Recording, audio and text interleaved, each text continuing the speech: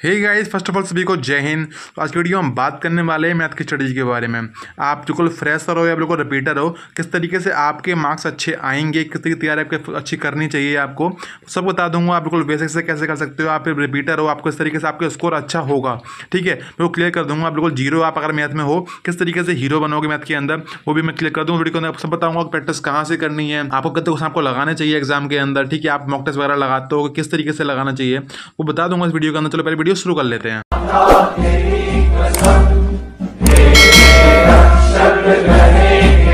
तो भाई देखो, जैसा कि आप जानते हो कि GD 2025 की वैकेंसी में कुछ लोग ऐसे होंगे बिल्कुल नए होंगे, बिल्कुल फ्रेश, उनको हम बोलेंगे फ्रेशर।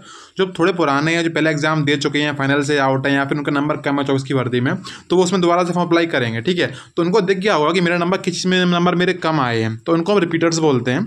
तो इस तरीके से आपको बताऊंगा, ये वीडियो दोनों के लिए हेल्पफुल होने वाली है, चाहे आप फ्रेशर हो चाहे आप रिपीटर हो, ठीक है। तो मैं आपको दोनों के लिए अलग अलग बताऊंगा कि फ्रेशर को क्या करना है, रिपीटर को क्या करना है। अभी इस टाइम पे आपके मन में कुछ सवाल किस तरीके से है मैथ को लेके कि भाई कि मैथ कैसे कवर करेंगे, ठीक है। और मेरे से सवाल नहीं बनने, मैंने पूरा मैथ पढ़ रखा है लेकिन मेरे सवाल नहीं बनने, सवाल बनाने आता हूँ तो मेरे सवाल मेरे हो नहीं पाते, या फिर मेरे सवाल हो तो रहे लेकिन ज़्यादा टाइम लग रहा है, तो एग्जाम में तो टाइम इतना मिलेगा नहीं आपको, तो आप वहाँ तो आप नहीं कर पाओगे उतने टाइम के अंदर। तो किस तरीके से मेरा टाइम कम होगा, या फिर मेरे सवाल मेरे को आते हैं, मैं कर पाता हूँ, लेकिन जब मॉक टेस्ट लगाने जाऊँ मैं सवाल मेरे गलत हो जाते हैं, तो वो कैसे सही करूँगा मैं, ठीक है। क्योंकि जो क्वेश्चन नहीं आ रहा वो बात अलग है, लेकिन जो क्वेश्चन मेरे को आता है फिर भी मेरे नंबर वजह से मेरे नंबर कट रहे हैं, जो मैं नहीं कर पा रहा हूँ एग्जाम के अंदर, करके आ रहा हूँ मेरा गलत हो रहा है, तो वो चीज़ नहीं होनी चाहिए। आपको पता ही है एग्जाम के अंदर एक गलती भी आपकी होती है तो नंबर काट के जाती है आपका। तो आपको दोनों का बता देता हूँ मैं, फ्रेशर को क्या करना है और रिपीटर को क्या करना है। चलते हैं देखो आगे की ओर। तो भाई देखो, ये पहला हमारा लगा रहा है फ्रेशर को लेके। तो देखो, अगर आप बिल्कुल फ्रेशर हो, आपने सिर्फ 10th पास किया, आपने सिर्फ 12th पास किया है, ठीक है, तो आप बिल्कुल फ्रेशर कैटेगरी में आते हो, आपको भी नहीं पता कि इसका एग्जाम का पैटर्न क्या होता है, किस तरीके से होने वाला है। तो वीडियो चैनल पड़ी हुई है, देख लीजिएगा, मैंने बता रखा है कि एग्जाम में क्या क्या आता है, कैसे पढ़ना चाहिए। ये वीडियो पूरा मैथ के लिए है, तो मैं उसी को बताने वाला हूँ इस वीडियो के अंदर। आज हम बात करने वाले हैं एक बेस्ट बुक के बारे में जो कि दशा पब्लिकेशन की है। एसएससी जीडी के लिए इनकी दो बुक्स आती हैं, एक है एसएससी जीडी गाइड बुक और दूसरी है SSC GD previous year solve paper. बात करें गाइड बुक की तो इसमें आपको सिर्फ एक ही बुक के अंदर आपके जीडी के पेपर में आने वाले चारों विषय जीके, मैथ, इंग्लिश, हिंदी और रीजनिंग विस्तार पूर्वक दिए गए हैं। हर एक विषय को चैप्टर वाइज दिया गया है और हर एक टॉपिक की थ्योरी दी गई है, फिर उस टॉपिक से रिलेटेड क्वेश्चन दिए गए हैं, सभी क्वेश्चंस का एक्सप्लेनेशन भी दिया गया है। दूसरी बुक में आपको जीडी की परीक्षा के 20 फुल्ली सॉल्व क्वेश्चन पेपर दिए गए हैं। इसमें 20 शिफ्ट 2021 की हैं और 10 शिफ्ट 2022 से ली गई हैं, अथवा 10 शिफ्ट 2023 की परीक्षा में से ली गई हैं। यह बुक आपके CISF, BSF, CRPF, SSB, ITBP जैसी परीक्षाओं के लिए बहुत हेल्पफुल होने वाली है। दोनों बुक्स बाइलिंगुअल हैं, तो आप हिंदी मीडियम से इंग्लिश मीडियम से कोई दिक्कत आपको नहीं होने वाली है। वीडियो के डिस्क्रिप्शन में आपको लिंक मिल जाएगा, वहां क्लिक करके आप बुक्स खरीद सकते हो, तैयारी को अच्छा कर सकते हो।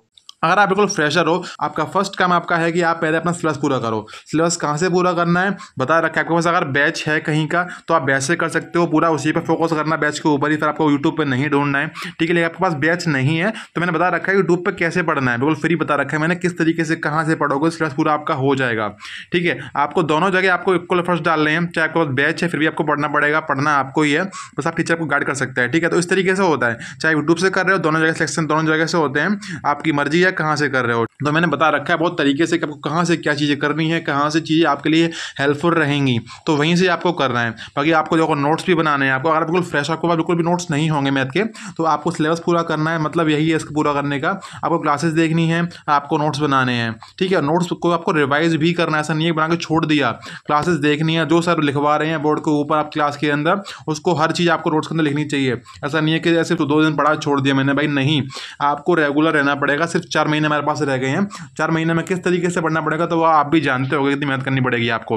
अब बात करते हैं, लिखा सेकंड पॉइंट हमारा है क्लास प्रैक्टिस का। तो भाई देखो, मैं आपको बताऊं प्रैक्टिस कैसे करनी है। ऐसा मत करना कि आपने एक क्लास देखी है आपकी परसेंटेज की और आप जाके बुक उठा लिया आपने किरण वगैरह की, जाके प्रैक्टिस करने लगे। तो भाई देखो, ऐसा नहीं करना है। मैं आपसे फिर से बोल रहा हूँ, प्रैक्टिस अभी नहीं करनी है आपको प्रैक्टिस कहाँ से करनी है। जैसे आज आपने यूट्यूब पर क्लास देखी, आपने बैच में कोई क्लास देखी आपने, तो क्लास में सर ने जो क्वेश्चन आपको कराए हैं ना, तो आपको सिर्फ वही क्वेश्चन प्रैक्टिस करने हैं आज के दिन। ऐसा मत करना कि सर ने क्वेश्चन कराए, आज आपकी पहली क्लास थी, आपने बुक उठा के कहीं से क्वेश्चन लगा दिए, क्वेश्चन आप पे नहीं बनेंगे, और नहीं बनेंगे फिर आपको डिमोटिवेट होगा, फिर आप बोलोगे भाई मेरे से क्वेश्चन नहीं बढ़ना है, मेहनत कर रहा हूँ मैं, आप आगे पढ़ाई नहीं कर पाओगे। इसलिए आपसे बोल रहा हूँ, आपको क्वेश्चन वही प्रैक्टिस करना है जो सर आप क्लास में करा रहे हैं अभी इस टाइम पे, वही क्वेश्चन बैठ कर चले जाओ आप। मिस प्रैक्टिस कब करोगे आपको आगे बता देता हूँ मैं, ठीक है। मैं लेकर रखा है मैंने पॉइंट वो वाला भी कि मिस प्रैक्टिस कब करनी है, किस तरीके से करनी है। और बाकी ये बोलो कि कितने क्वेश्चन प्रैक्टिस करूँ मैं क्लास जो मुझसे करा रहे हैं, तो देखो जो सर ने क्लास में कराए क्वेश्चन आपको वो तो करने ही करने हैं। बाकी आप चाहे चाहें तो एक्स्ट्रा क्वेश्चन कर सकते हो वही वाले टॉपिक्स के जो उसने क्लास में टॉपिक कराया है।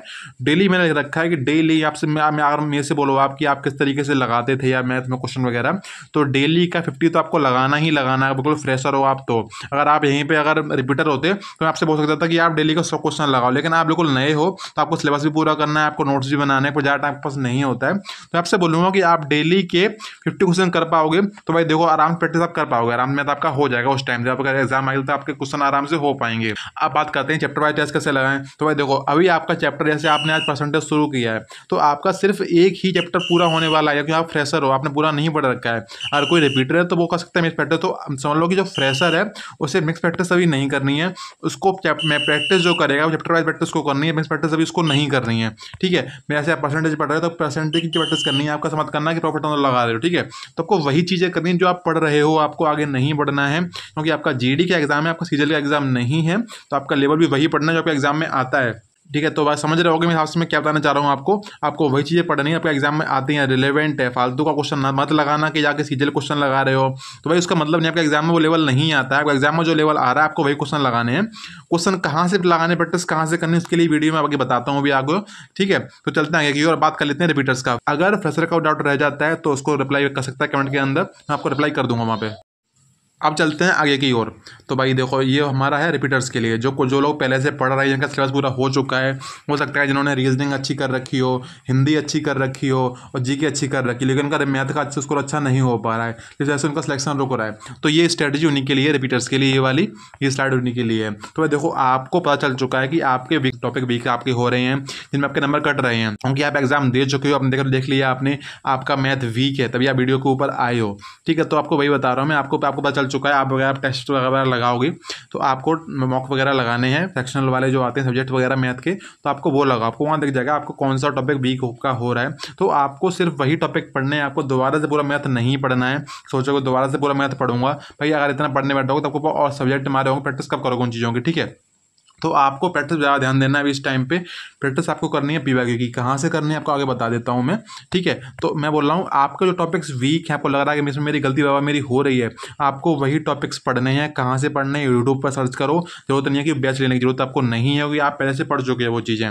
आपको वीक टॉपिक आपको लग रहा है, मान लेते हैं कि परसेंटेज में कोई टॉपिक है तो मुझे लग रहा है कि ये दिक्कत मेरे कर रहा है, मेरा हर बार क्वेश्चन गलत हो रहा है, तो आप सर्च कर लेना टॉपिक के बारे में। उसका नाम क्या था, सर्च कर लेना यूट्यूब पे कि यार टॉपिक फॉर एसएससी, वीडियोज़ आ जाएंगी, आपको देख लेनी है और आपको उस टॉपिक का नाम डालना है कॉपी के ऊपर, उसका नोट्स बना लेना है उसी टॉपिक का सिर्फ।